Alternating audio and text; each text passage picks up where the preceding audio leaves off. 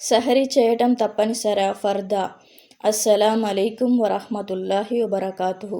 సహరీ సున్నతే మోకెద మరియు బరకత్ శుభంకు కారణం. సహీ బుఖారీ 1923లో నబీ సల్లల్లాహు అలైహి వసల్లం వారు ఇలా అన్నారు, సహరీ చేయండి ఎందుకంటే సహరీలో బరకత్ శుభం ఉంది.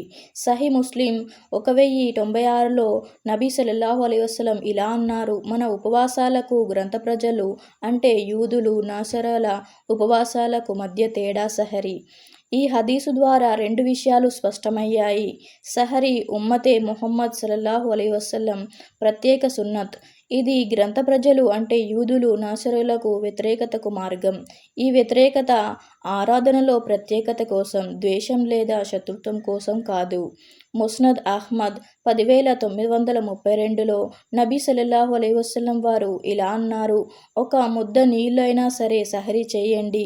దీని ద్వారా స్పష్టమైంది, సహరీలో ఎక్కువగా తినడం షరతు కాదు, తక్కువైనా సహరీగా లెక్కించబడుతుంది. ముస్నద్ అహ్మద్ 11003లో ఇలా అన్నారు, ఆయన దూతలు సహరీ చేసే వారిపై దరూద్ రహ్మత్ పంపుతారు. ఇది సహరీ యొక్క గొప్ప ఫజీలత్. అల్లాహ్ యొక్క రహ్మత్ దూతల దువా.